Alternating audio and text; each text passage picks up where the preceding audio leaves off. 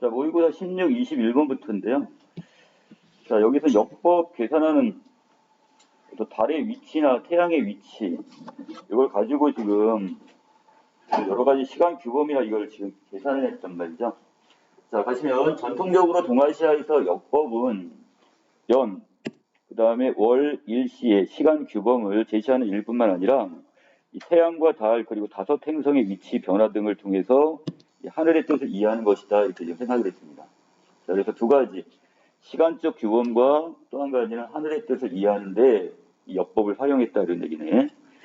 자, 역법의 운용과 역서의 그 발행은 자, 나라를 다스리는 중요한 통치 행위였기 때문에 자, 동아시아에서 국가기구를 설치해서 역법을 다루었고 그곳의 관리에게만 연구가 허락될 정도. 이게 어떻게 보면 신성시 됐다는 얘기네. 자, 서경에서 말한 하늘을 관찰하여 백성에게 시간을 내려준다는 뜻의 이 관상수시는 바로 유교 문화권에서 역법을 어떻게 바라보는가를 잘 드러낸다 이겁니다.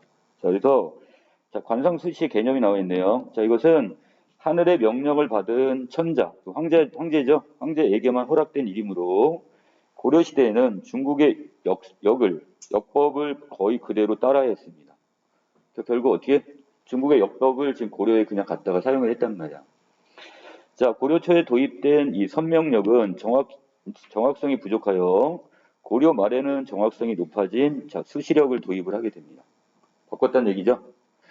자, 역법을 바꿨어요. 자, 수시력은 계산식이 복잡해서 익히기 어렵기 때문에 자, 일식이나 그 다음에 월식 곧 이 교식을 추구할 때 자, 추구하다 이걸 관측할 때 여전히 선명력이 사용이 됐습니다.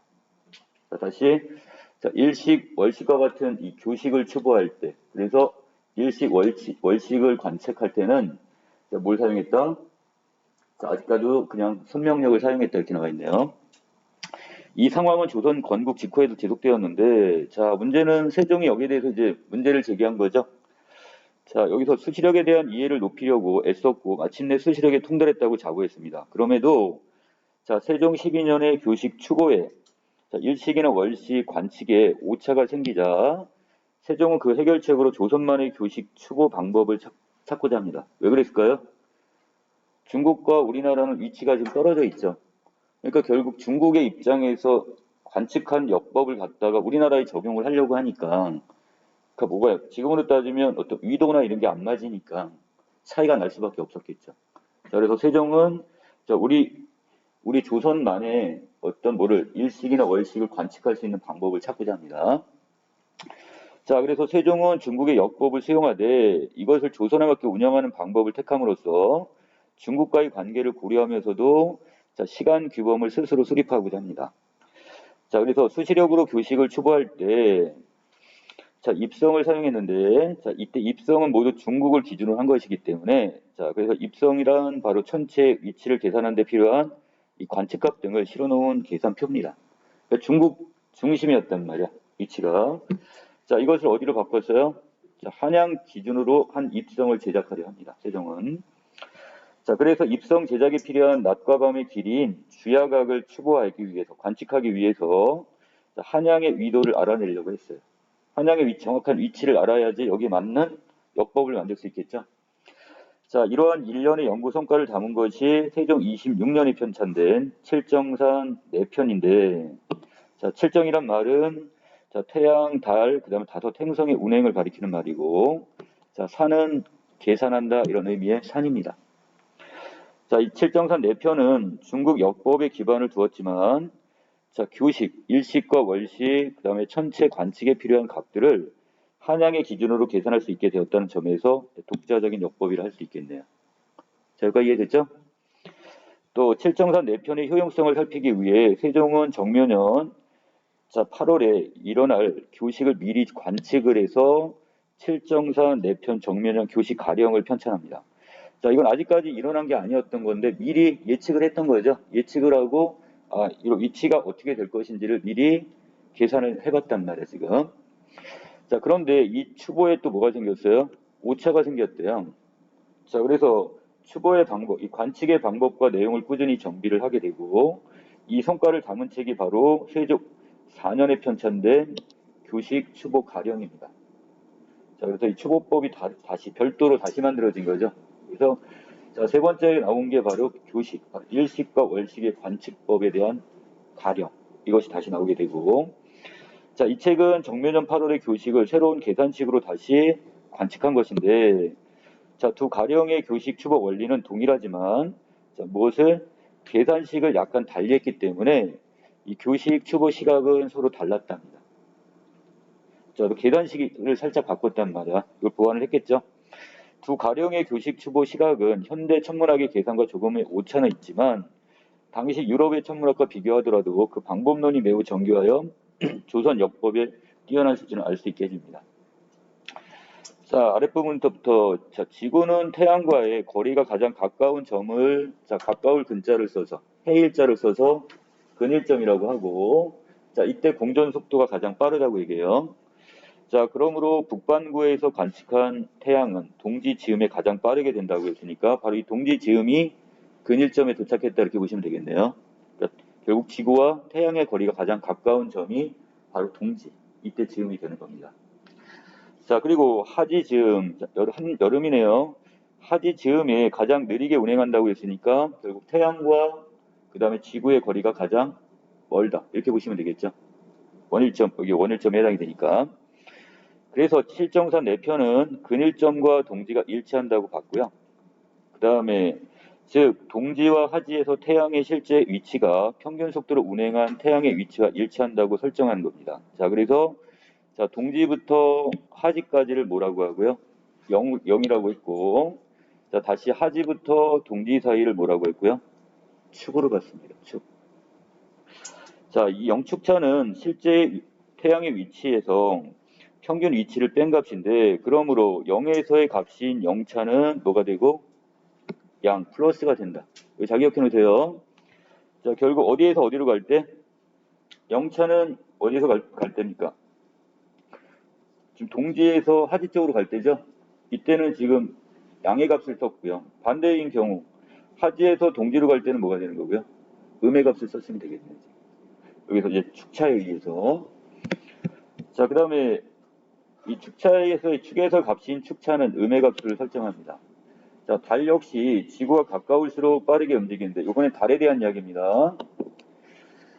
자, 이때 달이 지구와 가장 가까이 위치할 때를 근지점.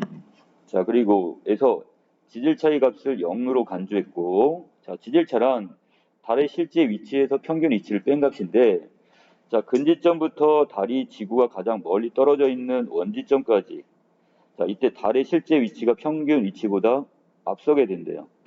자, 그리고 원지점부터 근지점까지는 그 반대로 음의 값을 갖게 되는 거고요. 자, 각각 어떻게? 원지점부터 해가지고 자, 근지점부터 원지점까지의 거리를 우리는 플러스 값으로 지금 산정을 했고 그 다음에 반대로 원지점부터 근지점까지를 음의 값으로 설정을 했습니다. 이건 아까 0차와 축차를 할 때도 똑같은 거죠. 근일점에서 원일점으로 갈 때, 그때 같은 경우는 어떤 값을 갖고 0차라고 했죠. 그래서 플러스 값을 썼고 태양에서 지구가 그 다음에 또 한 가지 축은 지금 뭐예요? 즉 원일점에서 근일점으로 오는 값을 음의 값으로 했으니까 태양에서 달도 똑같이 지금 그 상황입니다. 자, 달의 이 지질차 값도 결국 원지점까지 자, 근지점에서 원지점은 플러스 원지점에서 그 다음에 근지점은 마이너스 양의 값, 음의 값으로 표현했다는 거. 자, 또 달의 실제 위치가 평균 위치보다 앞서 있으면 질차라고 하고 그 다음에 뒤쳐져 있을 때 이것을 지차 이렇게 표현을 하네요. 자, 그 다음에 이때 달이 태양과 지구 사이에 놓여 태양을 가릴 때를 우리는 사기라고 하고요. 이 사기 초하루 삭자입니다. 자, 그렇다면 자, 또 하나 지구가 태양과 달 사이에 놓여 달을 가릴 때를 망이라고 합니다. 구름망자입니다. 자, 오른쪽 그림에서 보듯이 자, 이렇게 때 태양하고 지구 사이에 달이 끼어 있는 사이를 사기라고 보시면 되겠고요. 반대로 태양하고 지구와 달 사이 가운데 지구가 껴 있으면 망 이렇게 보시면 됩니다. 자, 그리고 정석과 정망은 자, 지구와 달이 태양과 정확히 일직선에 놓이게 될 때의 시각. 그래서 7정산 4편의 정면현 교식 가령과 교식 추고법 가령 모두 자, 정삭과 정망은 태양과 달의 평균 위치로 계산된 경삭과 경망의 자, 실제 태양과 달의 빠르고 느린 정도를 가하거나 감해서 더하거나 아니면 빼가지고 그 값을 구했습니다. 자, 이를 우리는 뭐라 한다? 가감차 방식이다 이렇게 얘기를 하네요. 자, 가감차 방식은 값은 영축차에서 지질차를 뺀 값을 속도한 값으로 나누어 구했는데, 즉 가감차 값이 양일 때는 그 값을 경삭, 경망에 더하는 가차로 삼았고, 더할 가짜입니다. 자, 그리고 음의 값일 경우는 그 값을 경삭, 경망에 빼는 감차, 뺄 감차입니다. 자, 이걸로 삼았다는 거. 앞에서 언급한 두 가령 모두 영축차에서 지질차를 뺀 값에는 거의 차이가 없습니다. 하지만 칠정산 4편 정면현 교식 가령은 속도한 값으로 달의 이동 속도를 활용했지만 거기에 비해서 이 교식 추보법 가령은 달의 이동 속도에서 뭐를 태양의 이동 속도를 뺀 값을 활용했어요. 약간 차이가 나네요. 이 부분에서. 자, 이는 태양이 달에 비해 느린 속도로 달과 같은 방향으로 이동하는 것처럼 보이는 현상을 고려해가지고. 자, 그래서 이 태양 같은 경우는 더 멀리 있다 보니까 이것이 더 느린 속도로 지금 움직이는 것처럼 보였던 거죠. 자, 이것을 지금 어떻게 보완하기 위해서 여기다가 방법을 썼던 것 같아요. 자, 칠정산 4편 등을 통한 역법의 확립으로 조선은 유교적 이념을 만족스럽게 실현할 수 있는 체제를 갖췄다는 자부심을 가질 수 있게 되었는데, 자, 칠정산 4편이 편찬된 지 200여 년 뒤 일본을 왕래하던 조선 통신사 사신인 박안기는 이 조선의 역법을 일본에 전하게 되고요. 이를 바탕으로 일본에서도 독자적인 정약역이라는 이것을 완성하게 됩니다. 자, 동아시아 천문학은 시대와 장소에 따라 서로 다르게 전개됐지만, 자, 칠정산 4편, 자, 일본의 정약역 등은 자국의 고유한 역법을 확립시키고자 했던 열망의 소산이라 할 수 있다. 자, 여기까지 내용 정리 마치겠습니다.